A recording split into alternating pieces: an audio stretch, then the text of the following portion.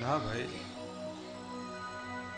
કોઈ સ્ત્રી, કોઈ આબાલ તારી પાસે મદદ માંગવા આવ્યું હોય અને તું મદદ નથી કરી શકે એવું બન્યું છે? ના ભાઈ. શું કોઈ ગરીબને કઈ દાન પુણ્ય કરવામાં તારાથી કચાશ રહી છે એવું જ બન્યું છે? તો કે ના ભાઈ. શું તો કોઈ તારા પોતાનાથી વિખૂટી પડ્યો છે?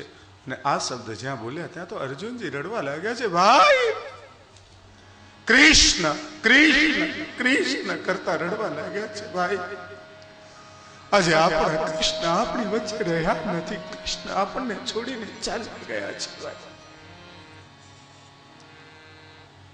કૃષ્ણ આ ભુવનને છોડીને ચાલ્યા ગયા છે. આ સમાચાર જ્યાં અંદર કુંતાજીએ સાંભળ્યા, એમના પ્રાણ નીકળી ગયા.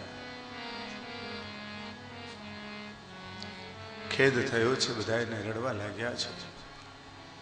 નાનકડા એવા બાળક, 6 મહિનાનો બાળક પરીક્ષિત, એના ખભા ઉપર રાજનો ભાર સોંપી દીધો. સ્વર્ગારોહણ માટે 5 પાંડવો નીકળી પડ્યા છે. ગુરુકુલે પરીક્ષિત મહારાજને મોટા ચક્રવર્તી બનાવ્યા છે. સ્વર્ગનું આરોહણ કરતા કરતા કરતા જે તે સ્થળોએ 5 પાંડવોએ પંચાલીએ પોતાના દેહ છોડ્યા છે અને છેવટે યુધિષ્ઠિર મહારાજ સ્વર્ગના દ્વારે પહોંચ્યા છે. અને એ સમયે યુધિષ્ઠિર મહારાજને એમ કહેવામાં આવ્યું કે મહારાજ તમારે એક વખત નરકમાં જવું પડશે. અને એ શાના માટે? તો કે જીવનની અંદર એક વખત જૂઠું બોલ્યા. અશ્વત્થામા અતઃ નરોવા કુંજરોવા. અને એમાં પણ જૂઠાની અંદર શબ્દ જે આ નરોવા કુંજરો બોલ્યા ને એટલા માટે. તો એમ કહે કે પણ મહારાજ તમે જૂઠું બોલ્યા એટલા માટે નર્કમાં નથી જવાનું, પણ પ્રભુ આપ જો નર્કના દ્વાર થઈ અને સ્વર્ગમાં આવો ને તો જે જે જીવો કેટલાય લાંબા કાળથી નર્કની યાતનાઓને ભોગવી રહ્યા છે, એક વખત મહારાજ આપના દર્શન કરે ને તો એમની બધાની મુક્તિ થાય. અને યુધિષ્ઠિર મહારાજે એમ કહ્યું કે મારા નર્કમાં જવાથી નરકવાસીઓની મુક્તિ થતી હોય તો એક વાર નહીં 1000 વખત હું નર્કમાં જઈશ. આમ પ્રવેશ કર્યો છે નર્કના દ્વારે યુધિષ્ઠિર મહારાજ. અને બીજી તરફ પરીક્ષિત મહારાજ મોટા થવા લાગ્યા છે. અને કેવા તે રાજા સુરવીર રાજા થયા છે. પરીક્ષિત મહારાજનું સુંદર વર્ણન કરવામાં આવે કે એના જેવો કોઈ તેજસ્વી રૂપનો અંબાર આ દુનિયાનો કોઈ સ્વરૂપવાન વ્યક્તિ હોય તો આ પરીક્ષિત હશે. તાકાત બાહુની અંદર પરીક્ષિત જેવી કોઈની બાહુઓ નથી. અને પલભરની અંદર 60 વર્ષના પરીક્ષિત મહારાજ થયા ત્યાં સુધીમાં તો ચક્રવર્તી રાજા બન્યા છે. ચક્રવર્તી એટલે દેશ વિદેશોની ઉપર પોતે ચડાઈઓ કરી અને એના યુદ્ધના વર્ણન કર્યા. કેવા કેવા તે યુદ્ધો કર્યા છે પરીક્ષિત રાજાએ. અને વિશ્વ વિજેતા બન્યા છે પરીક્ષિત રાજા. એક દિવસ આ પરીક્ષિત રાજા શિકાર કરવા માટે નીકળ્યા છે અને એ સમયે એમણે એક દ્રશ્ય જોયું. એક ગાય ઊભી છે, એક બળદ ઊભો છે અને એક કાળો ભીલ જેવો પુરુષ હાથમાં ચાબુક લઈ કે દંડ લઈ અને પેલા બળદના પગ ઉપર પ્રહાર કરી રહ્યો છે.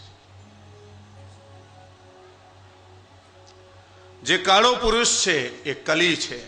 ભગવાન કૃષ્ણ ગયા ને કલી આવ્યો છે. ગાય છે એ ધરતી છે, પૃથ્વી છે, અને બળદ છે એ ધર્મ છે. ધરતી રડી રહી છે અને પેલો કલી ધર્મના પગ ઉપર પ્રહાર કરી રહ્યો છે. ધર્મ ધીરે ધીરે તૂટી રહ્યો છે. અને એ સમયે ધર્મના 3 પગ આ કલીએ તોડી નાખ્યા છે. એક સત્યરૂપી પગ બાકી છે. સત્યરૂપી ચરણ આજે બાકી છે. બાકીના 3 ચરણોને તોડી લીધા છે. અને એ સમયે પરીક્ષિત મહારાજે કલીની ઉપર વિજય મેળવ્યો, હરાવ્યો કલીને. તું મારા રાજ્યમાં ન કરી શકે, તારી આ હિંમત. અને કલી કલી છે ને એટલે એનું સ્વરૂપ જ એવું છે, એ બધું જ સમજે. એને ખબર છે કે પરીક્ષિત રાજાની સામે મારું કંઈ ચાલશે નહીં, શરણાગતિ સ્વીકારવી જ યોગ્ય છે. એટલે જેવી એક ત્રાડ જ્યાં નાખી ત્યાં તો કલી પરીક્ષિત મહારાજના ચરણોમાં ઢળી પડ્યો કે મહારાજ તમારા શરણે છું. કોણ છે તું? તો કે હું કલી છું. કેમ મારા રાજ્યમાં આવ્યો છે? મહારાજ મારો સમય છે, છોડીને ચાલ્યો જા. મહારાજ ક્યાં જાઉં? મારા રાજ્યની અથવા તો મારા હદને છોડી અને તું ગમે ત્યાં ચાલ્યો જા. કલી એમ કહે કે મહારાજ આ જગતમાં જ્યાં જોઉં છું ને ત્યાં હદ તમારી જ દેખાય છે. કઈ હદમાં જાઉં? મને ક્યાંક સ્થાન આપો. પેલા 4 સ્થાન આપ્યા છે. દ્યુતમ, જ્યાં જુગાર રમાતો હોય ત્યાં તારો વાસ. પાનમ, જ્યાં કેફી દ્રવ્યોનું પાન થતું હોય ત્યાં તારો વાસ.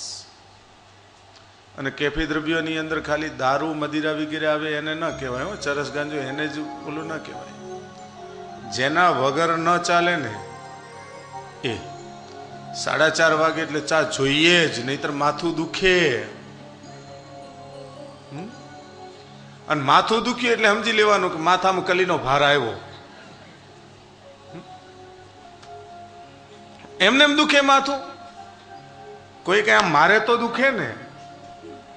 અને ટાઈમ થયો ને ચાય નથી મળી એટલે એમ કહેવાનું આ પાનમ જે શબ્દ મૂક્યો છે ને કે દ્રવ્યની અંદર પીવાની વસ્તુઓની અંદર કલીનો વાસ, એટલે માથું દુખ્યું એટલે કલી આવ્યો. ત્રીજું સ્થાન આપ્યું છે સ્ત્રીય શું નામ, લંપટ સ્ત્રીઓમાં તારો વાસ. અને યત્ર અધર્મ ચતુર્વિધ, જ્યાં અધર્મ થતું હોય કોઈ પણ કામ અધર્મનું ત્યાં તારો વાસ જા.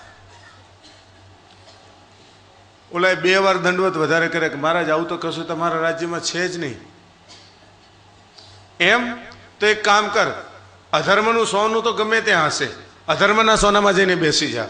અને ઓલાએ કીધું કે મહારાજ એ બરોબર છે. અને એ જ સમયે એને કૂદકો માર્યો સીધો પરીક્ષિત મહારાજના મુકટની ઉપર. જે જરાસંઘે અનેક રાજાઓને હરાવીને અનેક રાજાઓના મુકટોને તોડીને પોતાનો મુકટ બનાવ્યો હતો, એ મુકટ પહેરીને આજે પરીક્ષિત રાજા નીકળ્યા હતા. એમાંથી મનની ઉપર પ્રવેશ કર્યો, મનને બેકાબુ કર્યું. પરીક્ષિત મહારાજે ભૂલ કરી, સમીક ઋષિના ગળાની અંદર એક મરેલો સાપ નાખ્યો.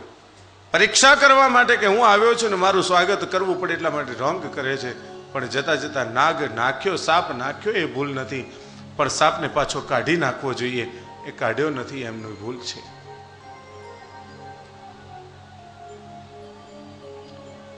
પરીક્ષિત રાજા ત્યાંથી ચાલ્યા ગયા છે. અને એ સમયે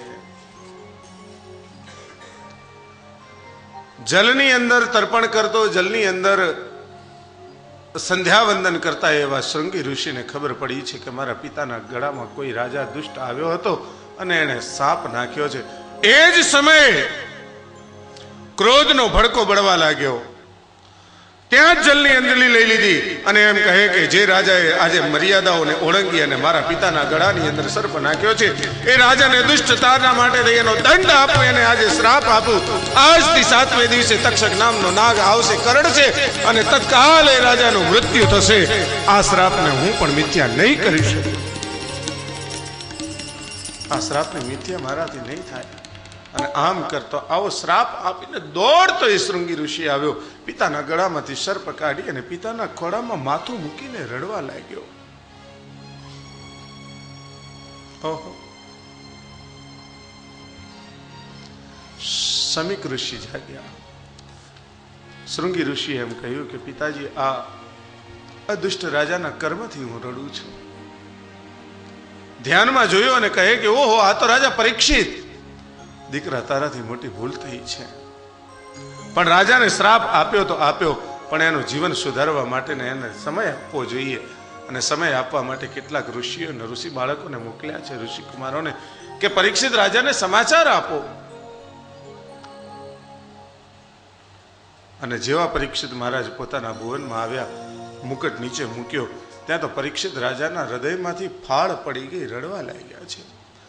અહો મયાનીચ મનાર્યવત્કૃતમ નિરાગસી બ્રહ્મણિ ગૂઢ તેજસી. અહો મયા નીચમ અનાર્યવત્કૃતમ. અમે આર્યોને ન શોભે એવું નીચ કર્મ કર્યું. હમણાં જ આભ ફાટે અને આ પરીક્ષિત એ આભના ફાટવાથી મૃત્યુ પામે તો પણ મારા આ કાર્યની કદાચ શિક્ષા ઓછી હશે. હમણાં ધરતી ફાટી જાય, પરીક્ષિત સમાઈ જાય. અરે 100 વીંછી આવી અને મને દંખ મારે. પોતાના ભુવનની અંદર કોઈને કહી નથી શકતો અને પરીક્ષિત મહારાજ અથડાઈ રહ્યા છે.